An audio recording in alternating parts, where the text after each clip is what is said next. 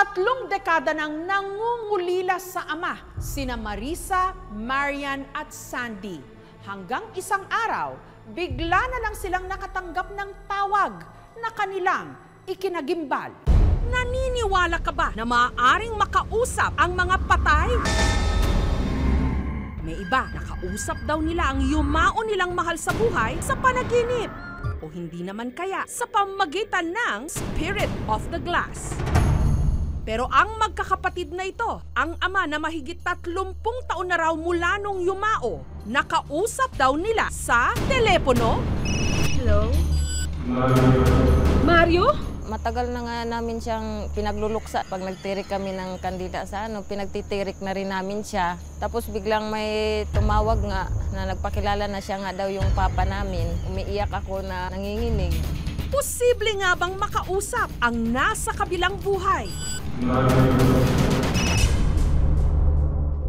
Ang magkakapatid na tubong Misamis Oriental na sina Sandy, Marian at Marisa, pagkaulila sa ina, sunod naman silang iniwan ng kanilang amang si Mario para ito'y magtrabaho. Kinakausap niya kami, ang kuya ko. Sabi niya, babalik siya. Sobrang sakit din po kasi,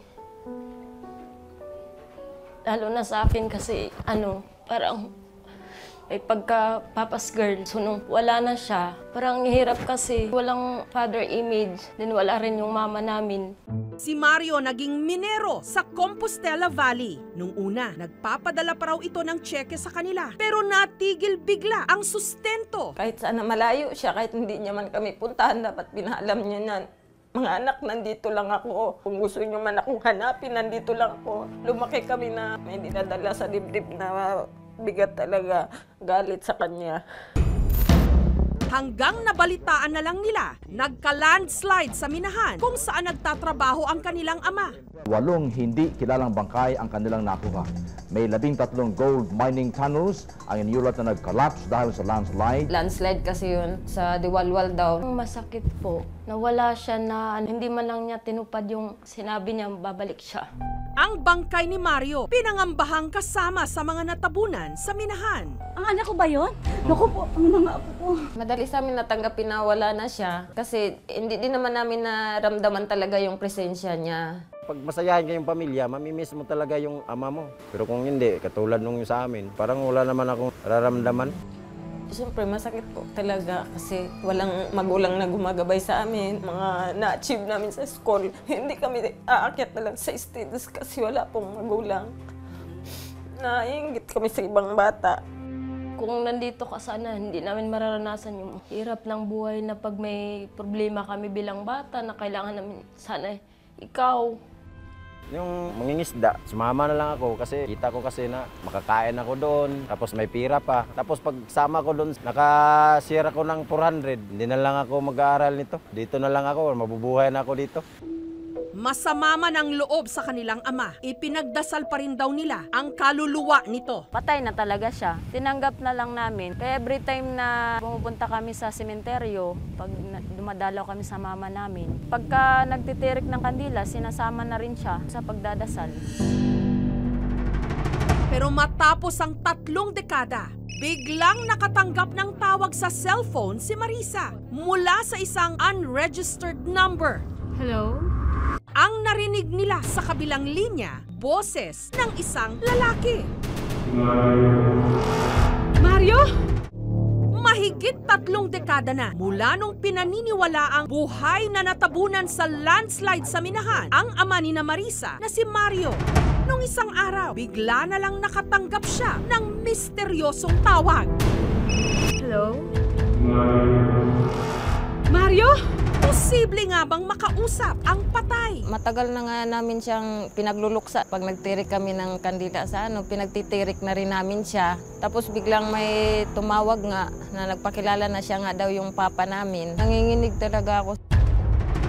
Sinubukan ng aming team na i-trace ang may-ari ng numero at natuntun namin ito sa Lupon sa Davao Oriental, si Jason.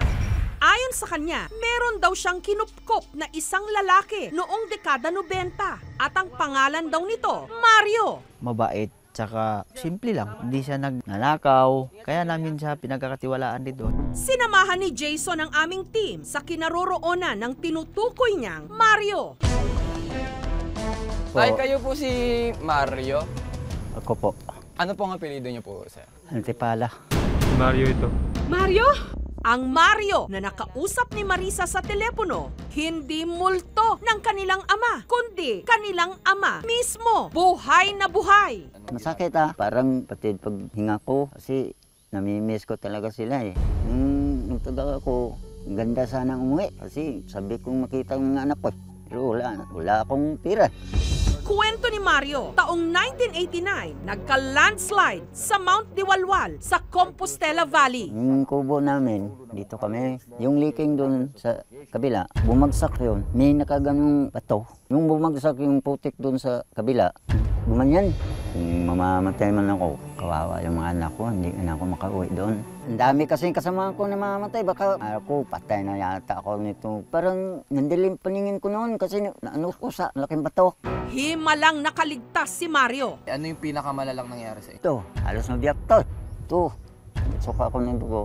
Hanggang nagpasya siyang lisanin na ang minahan at nagtungo ng Davao kung saan niya nakilala si Jason. Wala man silang ibang kabuhayan. Sabi ni Mama, mahilig ka naman sa bundok, magtanim ka dyan kung anong gusto mo, hindi na kami manghihingi. Kahit ano, basta mabuhay lang kayo. Hanggang ngayon, dito pa rin yan. Nagkaroon siya ng pangalawang asawa pero muli siya nabiyudo. Kaya si Mario mag-isa na lang ngayon. Nagsisisi talaga kung bakit pumunta ako dito. Hanggang ngayon, hindi na ako nakabalik. Sana ako naman ang mag-alaga sa kanila hanggang sa mag-asawa sila, lumaki sila, makapag-aral. Yun sana. Samantala, si Jason, tinulungan si Mario na hanapin ang mga anak nito sa Facebook. Hanggang nakausap na nga ni Jason si Marisa. Biglang may nag-message sa akin. Kilala mo ba si Mario Antipala? Sabi ko, opo, kapangalan po yun ng papa ko. Tapos sabi niya, buhay pa siya, nandito siya sa amin. Sa ngayon, ako ang nag-aalaga sa kanya. Kasi may sakit siya ngayon na nabigla kami. Pero mula pala noon, hindi pa rin sila nagkikita. Nito lang Biyernes, tinulungan ng aming team sina Sandy, Marian at Marisa na marating ang Mount Diwalwal para balikan ang minahan kung saan inakala nilang natabunan ang kanilang ama sa isang landslide. Ang hindi nila alam, doon din tutungo nung araw na yon si Mario. Sinilip ng magkakapatid ang nakakandado ng tunnel na ito kung saan nangyari ang landslide. Yun po yung butas. Si Mario naman, papunta rin sa lugar pero wala siyang kamalay-malay na ang kanyang mga anak na mahigit 30 taon niyang hindi nakita, makakatagpo na niya. 8 hindi kilalang bangkay ang kanilang nakuha. Ang anak ko ba yun?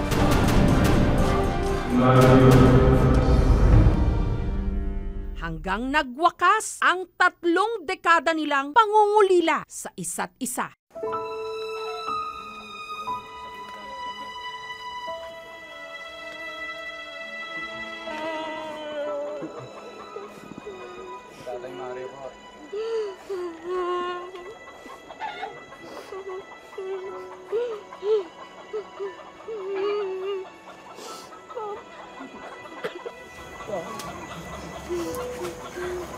Miss ka namin, ang tagal na. Huwag ka namin humintay.